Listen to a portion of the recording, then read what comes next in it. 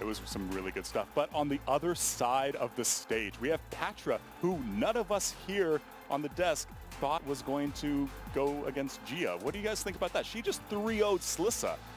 And that's who Jia thought was going to be playing her. Look, I got to pick one person, and I picked the person I thought had the fanciest, coolest decks that I thought were going to pull off the fanciest, coolest wins. And I think that fanciest, coolest win and set is going to happen again here. I think Patra's very good. I like her lineup, but I like Korra's more. So, I mean, I get to pick one in that situation. You know, Patra's got a chance this one, but I'm looking at, you know, this Druid deck is going to be getting played here. That's, I think, the big question mark for me in her whole set. Yeah, the Druid deck is a big question mark, but Patra's a really strong player. I think if everyone had to kind of pick two people they thought were going to win, they would have probably picked Pathra as their second.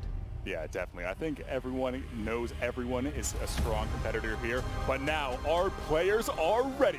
We're going to get into the game with Pathra versus Songbird. It's going to be a close one. We're all looking forward to this. Get ready, guys. It is time.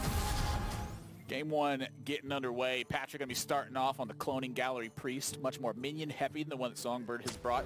She's got the 9 minion package in there alongside that Witchwood Grizzly, as you can see. And we're getting our first look at Shaman and how it's shaping up in this one. Looking at the ban pick phase that ended up taking place, Hunter, Rogue, and Shaman banned away from Songbird, with Hunter, Rogue, and Mage banned away from Pathra on that one. Pretty crazy to look at, I would say, you know, kind of how things are shaping up. The Shaman is a really big question mark for me, too, because I'm just not sure how well this deck performs. It's a mid-rangey kind of deck. It's really a value machine. Most of its cards generate additional cards, and you have that Shudderwalk in there at the top of things to generate even more cards. It also can do kind of okay versus Cloning Priest because of the Hex. So you can disrupt their game plan, you know, hexing important minions, making it so they cannot be rezzed, and polluting the res pool with a bunch of frogs that don't do anything. They just rib it. So kind of your game plan is get some pressure going, force your opponent to make a strange-looking play, and then use a key card to really disrupt what's happening on Patra's side of the board. Exactly. So what does Pathra have to do to overcome a situation like that? I mean, Hex is such a big vulnerability. You know, are you worried about, you know, playing those minions? Or are you worried about them being in your deck and having to clone them out? Yeah, the worst case for you as the Clone Priest would be you draw your minions so you can't get them out with Cloning Gallery, so then you're forced in a situation where you actually have to physically play them, and then you get blown out by the Hex. But if you can find yourself a Cloning Gallery early, which Pathra does have, which is super important, not draw your minions, then play them with Cloning Gallery, it's difficult for your opponent to deal with your Cloning Gallery while hexing the minions. So then it gets it in an awkward spot where they end up having to either hex a 1-1, which feels real bad, or they have to kill them and allow you to do your combo. So pretty tough. Yeah, if they have the Cloning Gallery. You don't want them to have Cloning Gallery if you're the Shaman. You're just really hoping they don't draw Cloning Gallery. But it's going to be an uphill battle because Pathra does already have the Cloning Gallery. And now when you do have the Cloning Gallery, you kind of want to limit your draw a little bit so you don't draw the minions. Because if you draw all the minions, the Cloning Gallery is not going to do as much. A little less in this case because she's running the, what was it, 8-minion version? 9 minions. 9 minions. Yeah. Wow, even more minions than I had first thought because she's got the Grizzly in there, yeah? Yeah, two the Gargoyles that provide the coin, 2 of the Radiant Elementals, and then Lyra, Ziliax, Grizzly, and the Velen Malagos on top. So it's very difficult to disrupt the deck with Hex. In there. Apologies. Yeah, it's very difficult. Did I count it wrong? 10 minions, maybe? You do your thing while I count this up. I think I did it wrong. It's difficult to disrupt this deck with Hex. Compared that to the previous version of Clone Shaman that we were watching, where they only run the Velen and the Malagos and the Radiant Elemental. That variation, it's much easier to disrupt with Hex because you hit any minion and it's a huge part of their res pool. This one, you Hex a minion here, you Hex a minion there, then, you know what, they skip from rezzing, you know, Velens and they just res Malagoses and outvalue with that. Or Lich Kings, or whatever. Yeah. So it's looking to me like this may shape up to be a big value battle here for Pathra because both the Radiants are already gone from the pool. So you don't have a giant spike with Cloning Gallery. Okay. She doesn't have the burn spells anyway. Yeah. So she's got to get over the hump of the aggression that Songbird's going to apply and then basically use the Resurrect effects to outvalue your opponent. I mean, this feels like it's going to be back and forth for a long time.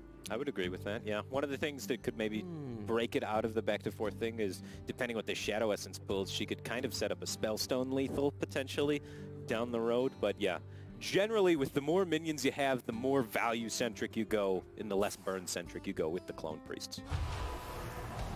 Rezzing a Radiant Elemental. It's interesting. She's really using her cards for pure tempo.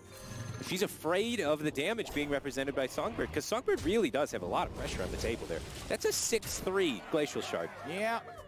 And That's 6 mana, so you're still away from a Psychic Scream here. And a Grizzly's going to provide some defense. It's very much needed defense. If all that damage was able to go through, Pathra could be in a life total where she can't really have too many options. So now I'm looking at a situation where I think that Songbird needs to keep this elemental chain going. You know, I'm looking at double Blaze Caller and Calamos. That is a lot of damage that you have as Battle Cry. And she has the option here to not kill the Grizzly so it doesn't enter the res pool. Or she has the option to kill it to push 3 additional points of damage. I want my damage. Yeah, it makes sense to me. You got 2 Blaze Callers following this up. Let's go Blaze Caller into Calamos, burn him in the face. Yeah, that sounds great. That's exactly what I want to do with pretty much every single elemental deck I play. It just never really crops up that way for me. Have people been sleeping on Shaman? Is this real? Look at all the pressure. And to me, that's one of the difficulties of this whole tournament was, you know, the cards that are rotating the Hall of Fame were not eligible for this tournament. And so we have a post-rotation style of format that they're entering here. And I think when you take out Gen and Baku and the aggression those open up, you lose Divine Favor, you lose Doomguard, you lose Naturalize. You have to seek somewhere because you got to build 7 decks for this. Elemental Shaman, I think, looks great when your opponents are not making 2 1/1s every single turn the entire game and then killing you with, you know, leveling them up or buffing them all up and hitting you in the face for 14. It definitely looks pretty great this game. I do have to say that. The pressure it's been able to create, just the Fungalmancer alone being able to land on something has been so huge. And so my question for Songbird is, now that there's another big taunt in the way, is she going to opt to burn minions or is she going to opt to burn face?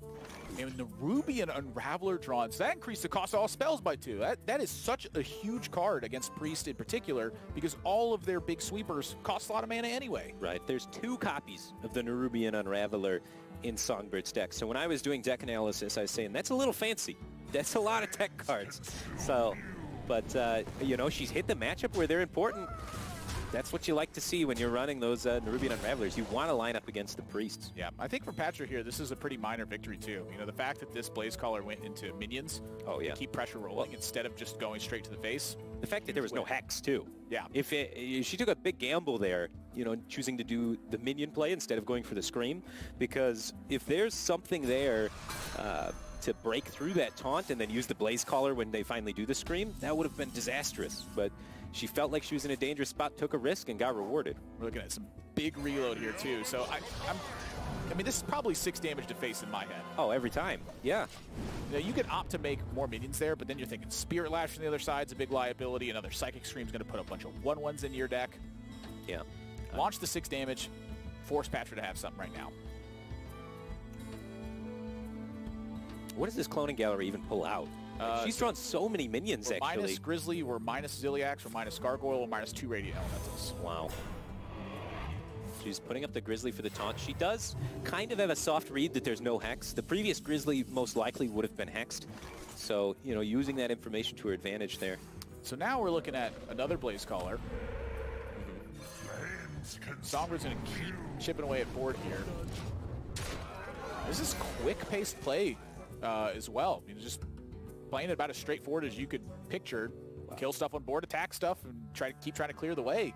And I'm looking at Shudderwalk in hand, which right now is about to duplicate 2 Glacial Shards, 2 Blaze Callers, a Calamos. But the Calamos effect is random. A Fungalmancer. So the Calamos might not do 6 damage to face again. There's just a lot of stuff inside. There is a lot of stuff, though, yeah. Inside the Shudderwalk. That's pretty terrifying right now. That is like kind of the way the deck's supposed to function. That's the ultimate reload at the end. But the tap deck from Pathra there is most likely going to be quite impactful here. Able to get another Grizzly back. Yeah. Pretty straightforward on the Mass Hysteria. Not really too many ways that can pan out poorly for Pathra. None of the other 2 minions could die in combat, which means that they're going to be slamming into each other. Technically, the Shudderwalk's lethal next turn. Technically. it is a % chance to be lethal. Right, the Elemental Chain did not get broken. So, yeah. It can go Blaze Caller face and then roll the Calamos 1 and 4. Oh, my. So what the Blaze Caller has 3 potential targets, so you just got to win a 1 and 3 and then a 1 and 4, and you're home free. You gotta make a choice here too for Songbird too. The Shudderwalk breaks the Elemental Chain. Right, and then you get the 2 cards on the outside of your hand unable to do their elemental effect. You're gonna take a safer approach, yeah. And this shuts off the Cloning Gallery, so right there as it's propped up, like this is one of the major tools as a win condition. It's not as strong for Pathra right now because she's just drawn so many of the minions in your deck and doesn't have the support to back it up, but it's literally an unplayable card right now. Yes. And this now opens Pathra up to those dangerous hex turns that you were talking about. Yeah, if these hexes come out from Songbird's side, she can really start shutting down the burst potential of Patra's deck. And at the moment, Pathra doesn't have any of those spell stones or those big, powerful value cards in hand. Ooh. My jaws that bite, my claws. It's been a while since I've seen it, but it still looks pretty good. Well, that one's not so good. Uh-oh. 3 damage, enemy board. Oh, no. Oh, no. Okay, so that's a pretty disastrous scenario. It did not look good. However, if Pathra doesn't kill this Shutterwalk, Songbird has Grumble in hand. It's not quite the same. It's an interesting but it's proposition, still right? pretty powerful. It allows her to Shutterwalk a bunch of times, right? Because the Grumble will come back and then she can do it again. So she gets to cast Shutterwalk a few times. And those are just rolls for potential lethal, I guess. The other thing you have to consider is just how the Calamos ends up, making the pool really weird in this situation. I don't think the Calamos...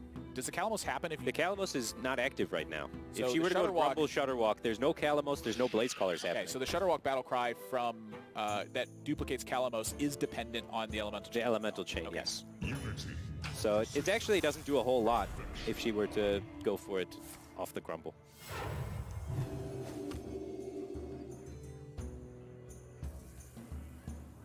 Trying to decide whether or not she wants to attack with the Zilliax.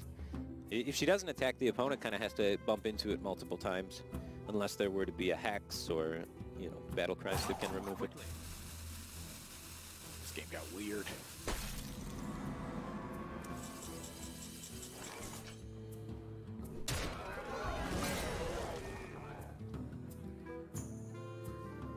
That tells me a Grumble is perhaps on its way.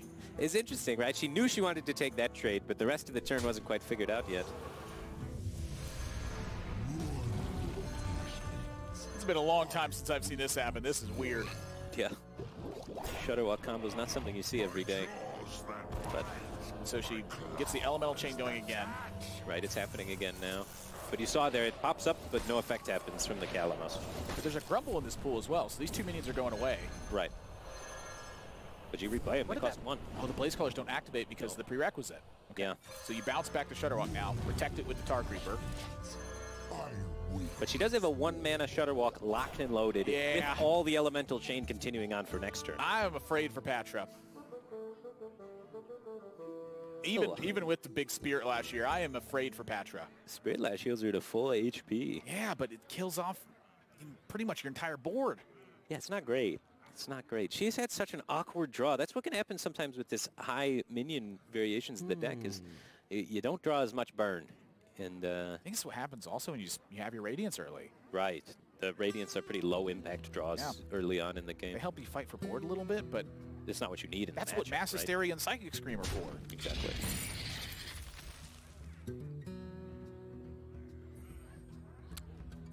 Does get a Lich King card this way. Yeah, so you look at Shutterwalk here, and it replays every battle cry you've played throughout the entirety of the game. And as we saw, the elemental prerequisite is there as well. So if you have an elemental that says battle cry, do something if you played an elemental last turn, that's also conditional to this effect. So when you have Grumble, Grumble returns this Shutterwalk to hand for 1 mana, and then that 1 mana Shutterwalk will have the Grumble battle cry and return the Grumble to your hand for 1 mana. So if you can keep those on board, you get to cycle continuously between the two and play it over and over and over again. And that's what she has the ability to do right now, and she's kind of need to do it. That Lich King card is a devastating one if the board remains available. It's pretty crazy that Pathra chose not to go for 20 damage Mind Blast there.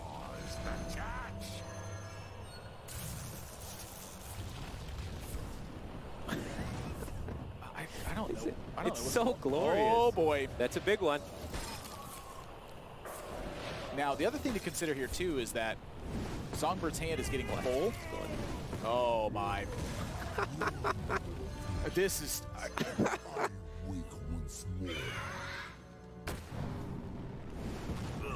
I ain't got the words for this one, Firebat. This is wacky.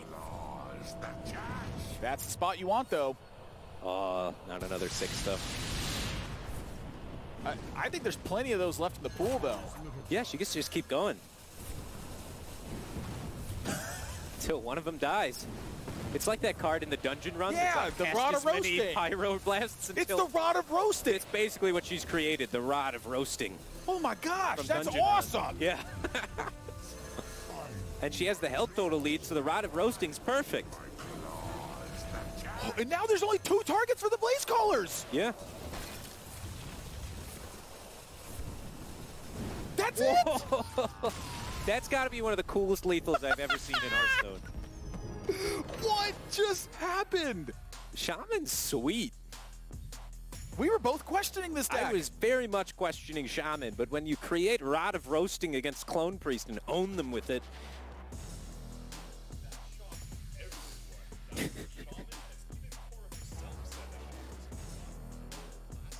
format, and then she just made Shutterwalk a thing again. I haven't heard that many Shutterwalks since the nerf of Serenite Chain Game. That was spectacular. Now look, a lot has to happen to have that circumstance duplicated there, but when you take away the aggression that odd and even decks were applying, I mean, Shaman definitely has a lot more time to be a contender in a circumstance like that. I think it's one of the reasons why elemental chains don't get played, is because they have that level of inconsistency, right. And versus odd and even aggression, they do not really have that level of inconsistency. They're trying to punish you the whole step of the way, and I think it pushes out a strategy like that. Yeah, and I really love how Songbird was able to identify that and able to put together and set up that scenario, because that's a difficult one to set up. They required like 3 turns of setup to create that awesomeness. Yeah, and even with that, if Cora would have gone Psychic Scream again, she had a whole hand of refill still. So even though the Priest with Psychic Screams are really good against Shaman, she just didn't have it, and Songbird had all the value. So right after this, we're going to be going into a break right now. So we're going into the second game of the series with Pathra versus Songbird. Be right back, guys.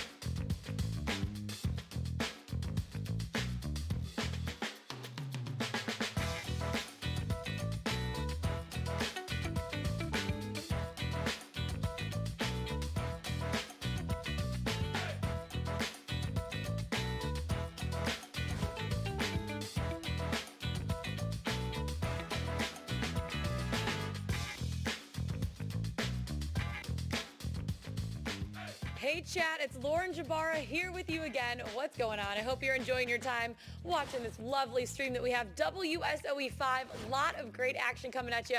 But how would you like to win an ASOS ROG computer?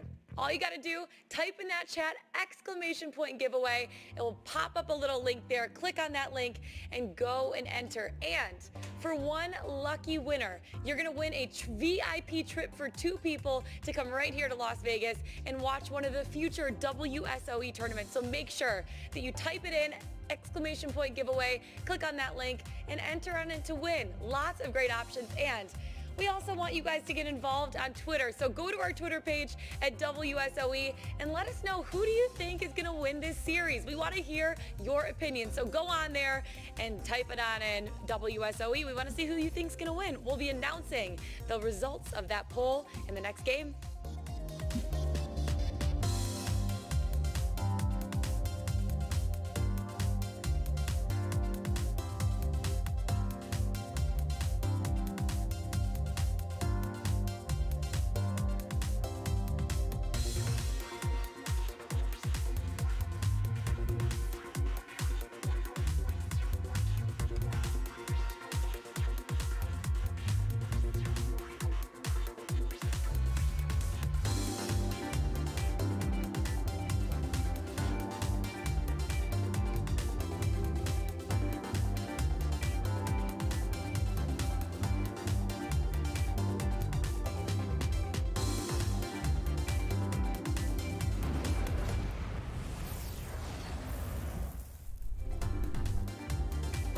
right, welcome back everyone. And we just saw another dominating performance from Songbird. That was an amazing Shaman victory that no one really saw coming. So that was pretty spectacular. And now we're going to be getting into the next game. But before that, we have the medallion. This is what everyone is playing for. It is currently our defending champions, Jia's. However, all 4 of our competitors are still in it. So Slissa and Ali Straza are not knocked out, and they are playing right now in a background game while we have Pathra and Songbird going. So everyone is still in contention for that medallion and even bigger money. Yeah, getting a look at the 2 of them playing on that side. The match is happening simultaneously, and that's in that lower bracket portion. The loser of that one, the tournament is going to come to a pretty abrupt ending at that spot. But that's how the tournaments work. It's someone's got to win and someone's got to lose. Someone's got to be knocked out. So one of those 2 players would be knocked out, and the other of the 2 players gets to go onward to the next round of the lower bracket, where they will meet either Pathra or Songbird, whoever gets knocked down from the uppers to the lowers. Yeah. Right now, Songbird off to a lead, and I think a pretty big win Really cool for Songbird in this one too. Taking out the Priest right away. Yeah, it definitely a deck that has caused a lot of problems thus far in the tournament. The Priest from Pathra actually won 3-0 in her first series, and it's already out of the way. Yeah. Yeah, that's a really big deal. Pathra definitely confident in her Priest gameplay, but now it is eliminated. So now, Cora, we might be able to see, or we will definitely see more Shaman. And as I say, we're going into game number 2, Songbird versus Pathra. Yeah, and Druid going to get its glimpse in the with no natural eyes on the stage. Yeah, no natural eyes, and that is a major tool to lose versus the mid-range decks. I would say right. That's where the card is the most punishing to your opponent, is they spend 5 or 6 mana on a key minion, and suddenly it gets picked off, and you have 2 more big expensive cards in your hand. Is Shaman even a mid-range deck though? I think it is. Last game it looked like a combo deck. Well, that's the thing is, maybe it's powerful because it has the transition phase that happens. Okay. To me, that's a big weakness of Pathra with this deck right now, is that she doesn't have the strongest way to disrupt that same mechanism happening. Without a Spellstone on 6 to blow up a Shutterwalk, you are not going to find yourself eliminating that card and stopping that Grumble combo. But, Songbird's got to find that first. Right now, it's about that fight for the early game. And it's going to be a lot easier to fight for the early game from Songbird's side because she has cards she can actually play. Pathra drawing Alex Straza and the Ultimate Infestation in her opening hand is going to be a slow start for the Druid. Yeah, but that's kind of how Druids have been operating since Wild Growth and Nourish both took a hit to their mana cost. It's been a slower deck. Yeah, I think it's going to be a little bit costly in this matchup. Just not starting with the board. Your spreading plague's not going to be as effective against these mid-range minions. I have to give the edge, I think, on almost all fronts to the Shaman.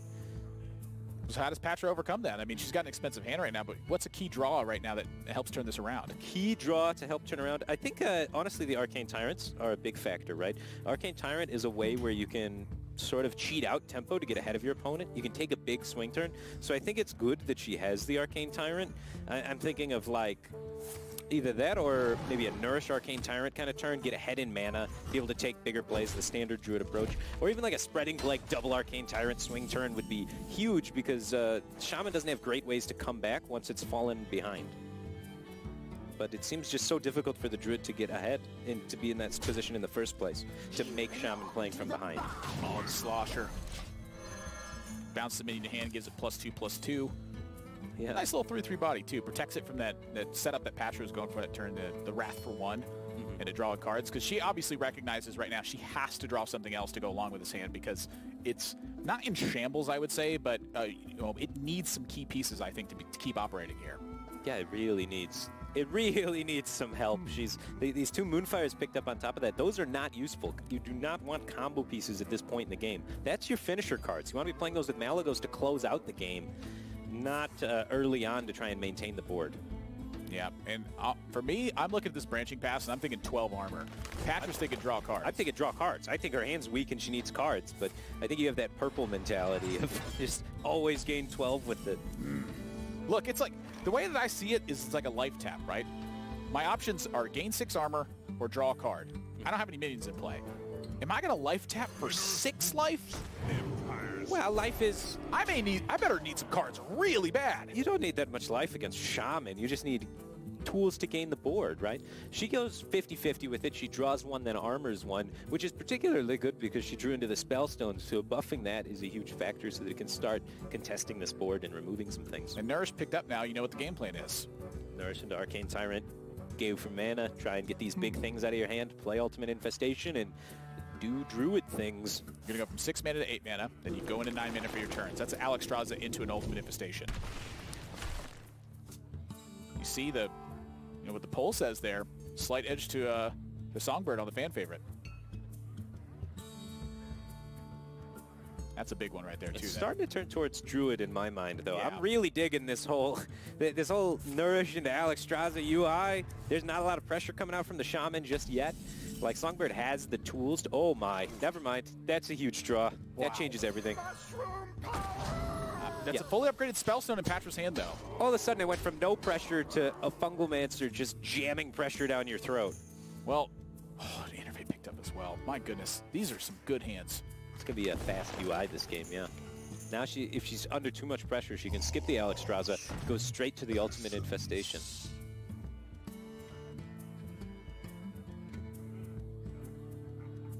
Is she debating on maybe going for like a Spellstone Moonfire to kill the 5/7? I was thinking the thought might have been like Innervate Wild Growth to go straight into the... Oh, just skip the Spellstone altogether? You do, in some degree, need to get your hand emptied out as well. You know, you don't really want to be overdrawing cards in this situation with Ultimate Infestation. The calm before the storm. Hex coming out a little bit early. The reason being is because she doesn't want to Hex in her later turns. She wants to be playing this Blaze Caller. Yeah, I think she's also looking at the fact that if you Hex that right now, it means that your 5/7's not vulnerable to Ultimate Infestation, so it keeps trucking away. Nice, yeah. Knowing that there's Innervates in the deck, that's a really good point. So there's no Naturalizes. No. The Wind Fury Elemental guy, he's looking kind of nice. Stormbringer. Yeah, how do you kill that as Druid? I don't know. You gotta like double swipe it. I guess swipe plus Wrath plus Moonfire. I mean, the plan right now for Pathra looks like eventually get to the point where you just keep putting stuff in the way, but Shaman doesn't really stop playing stuff. Yeah, it just keeps playing mid-rangey threats forever and ever and ever. Yeah, and you see Alexstrasza here as a win condition. This is often the prerequisite. You spend so much of the game playing defense that by the time you end up recovering, this is effectively a 15 damage card that you're playing that also gives you an 8/8. Yeah. Key for Pathra is being able to actually play that and not die on the following turn. And that's what Songbird's doing every step of the game is more mid-range threats, more mid-range threats. Almost everything in Patra's hand now has been nullified by the fact that Songbird's just been playing things that generate tempo. They kill a thing, they put a big minion in play. They kill a thing, they put a big minion in play. So now the pressure is compounded. And I think, you know, even though we were looking at Intermission to UI, Patra's still behind. Yeah, she can't play Alexstrasza to the face right now. There's just too much heat coming in. There's, what, 11, 12, 13 damage coming back at her if she tries to go for the Alexstrasza. She does have a lot of armor gain cards in her hand, so she can attempt to create a window of opportunity to get it out. Double swipe. Double swipe is quite strong. But it's got to be discounted at some point, too. So now you need to still find Malygos. You need to be able to cheat the Malygos into play. Right. Then you need to be able to play stuff alongside of it. And I'm seeing that these burn spells are probably going to have to be used for defense. Chooses to go with Taunt rather than with the poison there. Poisons are vulnerable to some of the Battle Cry minions in the Shaman's deck. Being only 1/2 life, they can get blown out by the Fire Plume Phoenix. You also just can take 13. Yeah. So, well, I mean, you have to clear these minions. The board keeps building. Can you? Well, you have to. You have to create windows of opportunity because in order for Pathra to win, she needs to play Alexstrasza, then she needs to play Malygos, then she needs to Fluke plus Burn. That sounds like it's just not happening to me. It takes 3 turns, so she needs to somehow figure out a way to generate 3 turns. So that's why I thought maybe Poison there was a good risk to take, to try and maybe buy yourself one of those turns. It's just one of the Poisons dies to 2/2 if they have a Fire Plume Phoenix. I think a big one to look at, too, is that Pathra just hasn't drawn spreading play. Sure, that's such a key defensive tool, even though right now it's getting run over. Well, yeah, what would Spreading Plague do? It would stop your opponent from hitting you in the face, but it doesn't actually give you a turn to play anything that you need. It's like a Spreading Plague branching pass softens the board. Maybe you get something done that. It would soften it a little bit, but with no Twig, that's been a big factor for Pathra. Like, if she had the Twig, then she gets to skip one of those steps, and it's easier to set up, but I agree. That stings. I think you have to do something like this. You have to start clearing these minions up. They're not going anywhere. That is so much damage mitigated. Well, you can't just stall forever. You actually need to make stuff happen here. So with both swipes gone, though, her ability to lethal the opponent has gone down a lot. So Songbird needs to realize that and has now the alternate win condition sometimes of being able to heal out of range of the Mally Druid. Uh-oh. My jaws that bite, my claws that catch. The Fog Slosher bounces back. And then that kills off. Yeah, I mean, this is kind of what we saw last time as well. Like, you can get a little bit tricky with it, but 6/6 Divine Shield Taunt. Against no naturalizes. Yeah, I mean... Can't play that card. But now, is this the opening Pathra needed to be able to play Alexstrasza? Yes, she has the ability to play it now. I think you go for it. Your opponent didn't play Kalamos yet. Their elemental chain is broken at the moment, right? Because the Shutterwalk just came out, so it's a great time where they have a harder time healing. Yeah. One of the things you're afraid of as the Mally Druid player would be the Kalamos coming down for healing for 12. That's pretty terrifying the moment you play Alexstrasza. If they're able to kind of do that, then you're in trouble. But that didn't even really sink into me yet. The elemental chain's broken, right? Yeah, now. you can't necessarily just play an Alexstrasza and just say like, oh, this damage sticks though. Like, you don't have the damage to follow up. They have a heal 12. That means she gets the opportunity to start the elemental chain and then follow up afterwards. Oh, this is tough. Oh. This situation's weird. She's using, now both swipes are gone. One Moonfire's gone. The second Moonfire's gone. She's not going for the burn plant. She's going for tempo on the board. She says, you know what, you did this weak play of just a 6/6 with Divine Shield. I'm going to get ahead on board here. I'm going to take my highest tempo play. I'm going to get Arcane Tyrant 5/5. I like this. And there's a floop. Yeah. She's changed from a burn deck to a mid-range deck now. You play it now with the floop, yeah. And you have the branching pass for the plus attack. Yeah, she's just going to outboard control. She's ahead of the Shaman. This is where the Shaman's weak. The Shaman's not good at coming from behind. I like it. Yeah, I think this was the way to end up winning the game. I think if you and I were so focused on the combo on the damage standard plan, yeah, that you just start to see where that crumbles apart. Just falls. It can't beat the Kalamos. There's too much healing in the Shaman. The way the game is going, the standard plan wasn't going to work. So I love this deviation from Pathra. This is where you see these little battle cries start adding up. Yeah. Yeah, I'm still a bit worried for Pathra though. The Druid is still ahead on board. She has Zilliax could come down. The Spellstone was drawn off Ultimate Infestation, so that can remove a minion. But yeah, I'm in agreement with you here. There's not the most amount of minions in her hand. It is a combo deck generally. Combo deck first, mid-range deck second. Yeah. Druid. So when you try and go offbeat with the plan, you can run into some issues with not having a lot of minions. A lot of life to work with though, as well. So the 3 damage hero power. The Alexstrasza could come down too.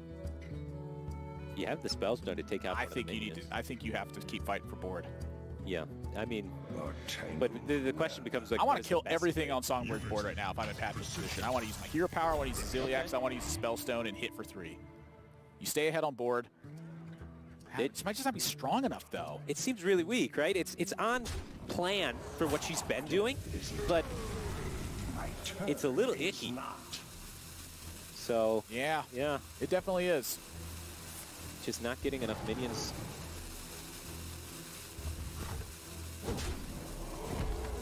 And that's what she's going to do. Keep maintaining this board. She's got a board control plan. She's hoping maybe she can get Songbird to use like the other Hex on one of these minions, which could then open up her big minions. Oh, that's a big draw. All right, so you have the Fire Elemental, which can take out the Zilliax. That removes 1 threat, but you're not caught up all the way. You can't use this Hex as Songbird. You need this for Alexstrasza or Malygos. Yeah, I'm just looking at the way that the plays will line up in the next couple turns. It's like Tar Creeper plus Fire Elemental. Right. You know, that buys you a lot of time. I'm just going to just skip that and just go straight to the Geddon. The Geddon sets up the Fire Elemental to take out maybe the 5/5. It's true as well. And the thing to me, though, is that it weakens your Tar Creeper as well. And then your Tar Creeper just dies to the hero power. Patra's getting close to the end, too. I mean, that's not the time to draw Twig. Last card is Malygos. Yeah. And there's no burn left in the deck. If Pathra can't win with the cards she's got in hand right now, she can't win. It's going to be a little tough. But she can pave the way for an empty board Alexstrasza. There's only 1 Hex in Songbird's deck right now. Well, the other thing I'm looking at right now, too, is that you can just trade over the Tar Creeper with the Tyrant, Alexstrasza face, punch Songbird down to 10. There's no burn left. There's no Moonfires. There's no swipes. You got to do that. To me, the minions need to connect even more. Well, there's still the threat of potentially Kalamos. I don't think you can just die face. I think you still have to stick to this board plan. You have to stay on plan with the board. Maybe you can try and mana cheat out this Alexstrasza this turn. Go for, you know, the discount guy. There's a lot going on, but it's a critical game, and you've got a glimpse of the bracket and where they're headed for this one. We have a second match that's going on simultaneously to this, where the loser of that one's out of the tournament. This is an upper bracket match, so if you drop this one, you still have another chance to fight, but this is also reasonable too. I think using Spreading Plague as a blocker and preserving minion presence, you know, it forces your opponent into a weird spot as well. And now Songbird draws the Kalamos. That's a big draw. It might not be the play this turn, but that's a tool she definitely needed to stay in this game. This spot is just, I mean, this is just like razor thin right now. I think if you misstep in this situation, your nose is open. I think you can go down to 12. I think she can trade with the Baron Geddon and then just Fire Elemental the 5-3. What are you afraid of if the board's clear? There's no burn damage to enemy board as well. I don't like this. This opens you up now. Now the Alexstrasza could come down, right? Wipes up the Arcane. So you drop to 10 after this, but Patra's working against the clock. She gets basically one more connection with minions, and that's it. Can you get the Alexstrasza down? Maybe I've judged this too quickly. I don't think you can. That's really my point. Is you get the Alexstrasza down, the Baron Geddon's threatening your minion in play. Your Alexstrasza's going to die. Like, yeah, that's a big Baron Geddon. Yeah, it's scary.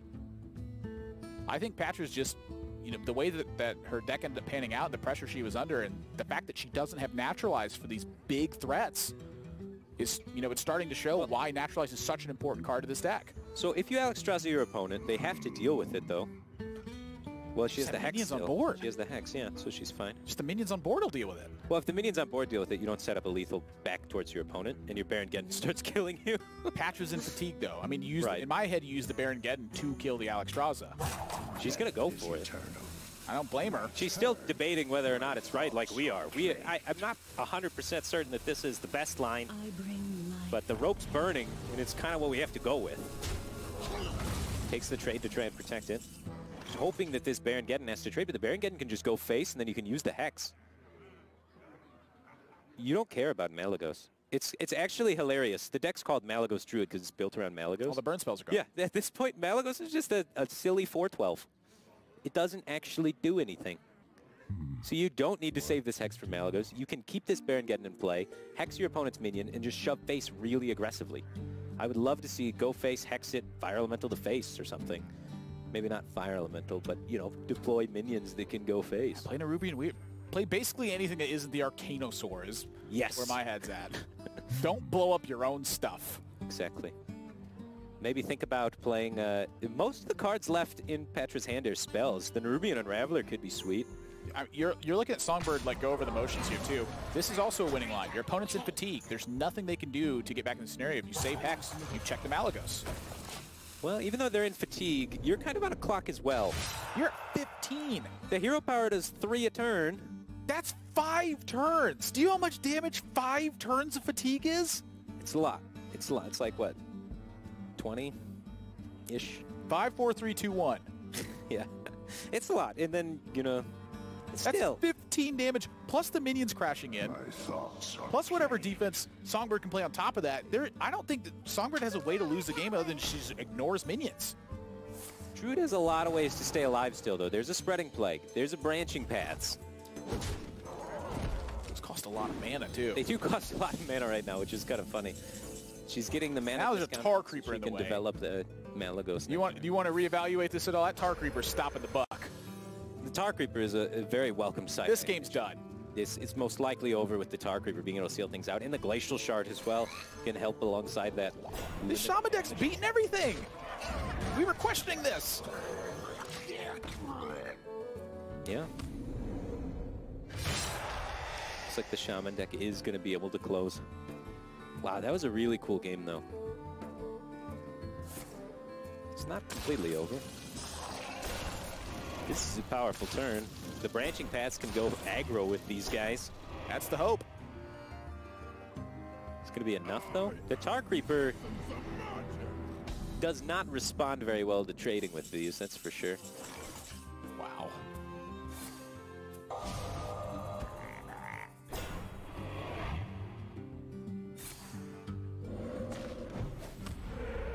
I think the 5 and 6 attack minions do, though. Yeah, they do pretty well. Yeah.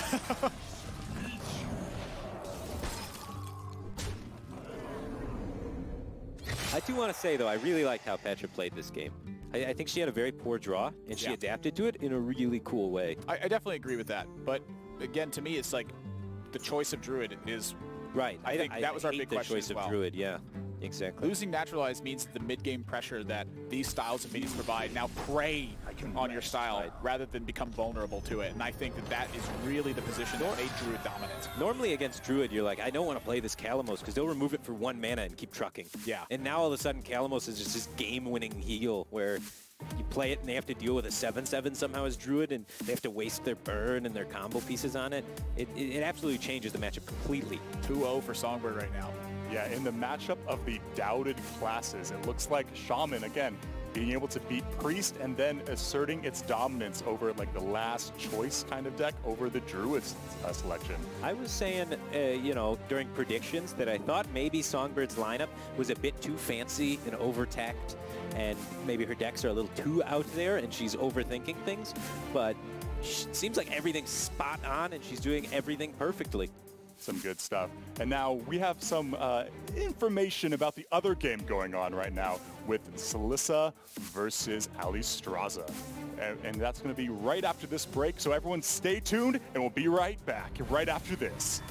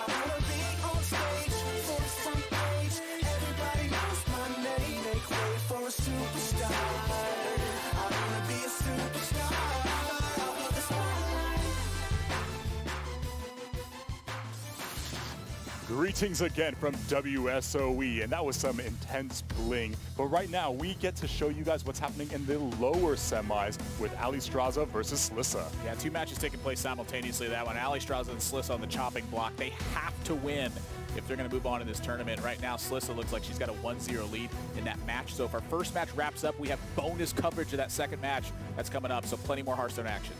Yep, tons of Hearthstone action. And then back on our main stage, Pathra versus Songbird. We have Songbird up 2-0 with a very unexpected deck. Yes, I think the Elemental Shaman is really kind of blowing past everybody here, really outliving the expectations that you and I had, Firebat. Definitely. And it's been putting on a show. They've been spectacular games to watch, on top of the fact that it's been super effective. And not to mention just Shaman in general, but Songbird's particular Shaman has 2 copies of Nerubian Unraveler. So I was saying maybe it's a little bit over-teched, but those tech cards have been really working. It's actually really crazy how powerful the preparation has been and how strong the tech cards have been hitting. Yeah, there's a lot of combo decks, but we're going to go straight into the action again, and it looks like Songbird's bringing in the Shaman one more time. Yeah, last hero standing is the format we're playing with here. So you win with the deck, you keep it, you lose with a deck, and it's out. So when that lead starts to slip away, as someone starts to mount it on the other side, oftentimes it gets worse and worse for you as the defending player. You know, that's really one of the slippery slopes of last hero standing. A lot of times it's game 5s or it's 3-0 blowouts that end up happening. And Pathra being forced into the Mecha'thun Warlock, this is the deck that Songbird said she believes is partially what's giving her an edge in the series, the fact that this deck has weaknesses in it. Right, she's not afraid of this deck. She's afraid of aggressive decks. She has the tech and she's got the plan to deal with this deck. The Nerubian Unravelers are going to be extremely powerful at shutting down the Mecha'thun Warlock's clear, because the deck aims to try and play really defensively, just draw a bunch of cards, take big board clears, and then finish with its Mecha'thun combo. Now, you say big board clears, but you know, I look at the deck list, I see 2 copies of Defile, I see a Lord Godfrey. That's enough. That's all you need. Those are big 6/6s? Well, you draw through your deck and you plan to set up your Defiles, but yeah, your Defiles should be killing 8/8s essentially, if there are 8/8s there. That's how the deck functions, man. Well, I mean, we'll see. I think a lot of times versus an aggressive deck, you win by them having a moment of stumbling. Like you using just, you know, Defiles, Lord Godfrey, Spellstones, you're putting them in a position where they just don't have strong development that comes out of the situation. But time and again, we've seen Songbird's deck just provide board presence wave after board presence wave. I think that's tough to deal with. A big decision right there, actually. Sorry to interrupt you, but the Thalnos coming down instead of like a life tap or something, we were talking about how these Defiles need to carry a lot of weight. Yeah. One of the ways they can do that is using Thalnos as a combo starter for that. So it's... First wave deals 2 damage. Right. It's a pretty powerful resource to be playing out there, but she feels like she needs to cycle fast enough that she kind of wants to play it out there. Yeah, and you see Mecha'thun as the win condition. You get down to nothing left in deck. You play Mecha'thun after it's been discounted by 2 copies of Galvanizer, which make all your mechs cost 1 less. And then with an 8-cost Mecha'thun, you then play Blood Bloom, which makes your next spell cost health instead of mana. And so if you have 5 health, you're able to play Cataclysm, which discards your entire hand. It blows up your entire board. The Mecha'thun Death Rattle activates, and you win the game. Right, but if you have 4 or less health, you just die. You're dead. Yeah. So you effectively have a 26 health deck coming into the game. You have to be at 5 health at the end. Yes, or greater. Not exactly 5. That would be an awkward deck to If you're at exactly 5 health, yeah, you're like, ah, dang it, at 6. So, yeah, so Patra's life total, she's aiming to try and protect it as much as possible while going through her actual entire deck. Yeah, and drawing both copies of Cheaty Anklebiter early. Just Iliax left to enable the Corpse Taker. Yeah, there is 2 copies of Corpse Taker in here that, of course, the Battle Cry, it gains Divine Shield, Taunt, Lifesteal, or Wind Fury based on the minions that you have left in your deck. So all the Lifesteal minions are gone. A huge part of the defensive potential of that card is lost. And I want to just mention a cute little play that Pathra was able to do there, if in case you guys missed it. She attacked herself with the Cheaty Anklebiter to power up the Spellstones, which is a really nifty way to power up your Spellstones without taking any damage. Yeah, Spellstone says, of course, if your card deals you damage, doesn't matter how it deals you damage, doesn't have to be a Kobold, Librarian Man, doesn't have to be a Hellfire that damages you. It just can't be life tap, basically. It's got to be an actual card. No Fungalmancer coming down on turn 5. So that's got to be a sigh of relief from Pathra there. The Fungalmancer is one of the strongest ways for the Shaman deck to put on pressure early. Yeah. Yet she's got the Spellstone charged up and ready to deal with potentially a Fire Elemental. I'm seeing a lot of Calabai in hand, though. This is after card draw. This is a 5/5. You know, stuff like this has to start being answered. And we haven't even talked about Nerubian Unraveler providing disruption at the end of the game. If, you know, if Songbird just hangs on to that until Patra's going into her big Blood Bloom Tomb, yeah, how does that work out? She can't do it. She has to clear off the Nerubian Unraveler and then go for it. Yeah, that makes it really tough. So now, Patra has to save an answer to Nerubian Unraveler before she can do the combos. Or hope that she draws so fast that Songbird just hasn't found one in time, which is often, like, that's really where you find yourself in bad positions in matchups, is where you have that blind hope, where you just go, shut your eyes and hope they don't have it. That's the disaster scenario. Or you force them to have to kind of play it to try and pressure you. That's just a 7-7 that fireballs. That's like the worst thing Patrick can see is our minions like that. This is a terrible matchup. Yeah, it seems kind of tough. She has the Spellstone to answer it, though. I mean, it's not too bad.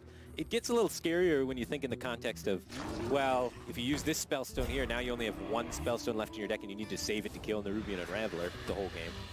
And Ziliax is drawn now. Corpsetaker no longer has lifesteal.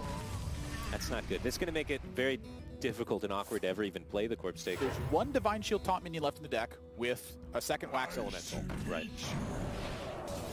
So if that gets drawn before Corpsetaker comes down, that is just actually a 4-mana 3/3. And Hagatha's not going to make things easier. That's for sure.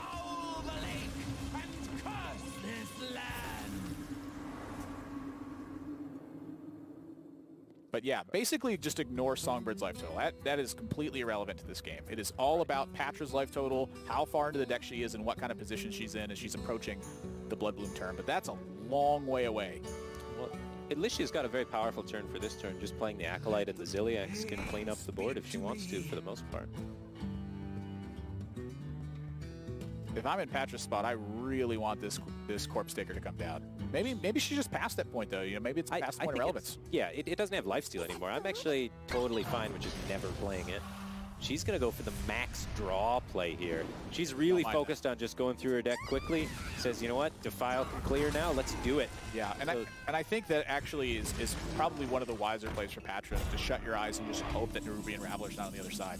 Because A, Songbird has to recognize that's definitely the case, which is if you haven't been in that scenario before, you maybe have not experienced, and it's tougher to do that. But also B, they have to have that card.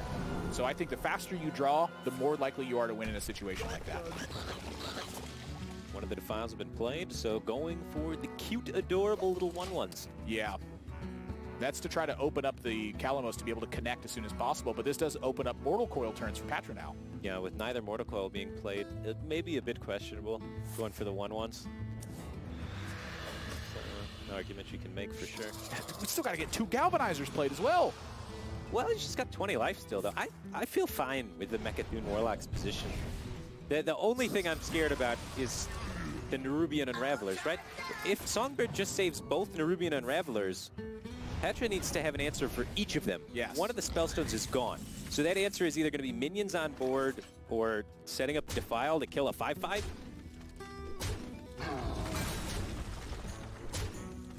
Well, I'm seeing Stormbringer in hand. And that's the direction we're going right now. Patra failed to clear this off. That's sick. Oh my. Now there is a high reek there. So I'm looking at a 2. There's no 4-chain though. So with Ziliax, I'm sorry, with Lord Godfrey right here, Patra actually would not be able to clear off the entirety of the board in this situation. So I think Patra might just be out of the game. Yeah, that was a pretty huge one to get off the Hagatha there. It's definitely going to make things a lot easier. Ooh. That doesn't connect. Now, that also doesn't connect either with the Galvanizer. The Galvanizer needs to be played to discount the Mechathune, but you need to be able to clear off the board as well and stave off the damage, and you can't do that with this.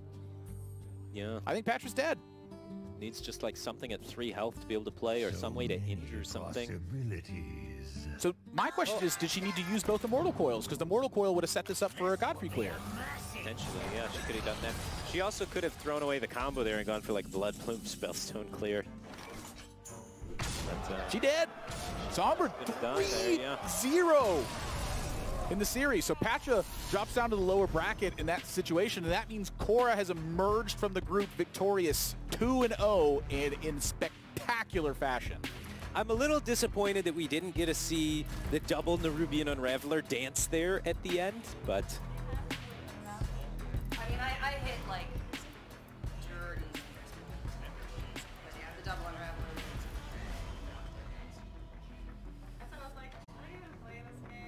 hear him chatting a bit and talking back and forth. I want to listen.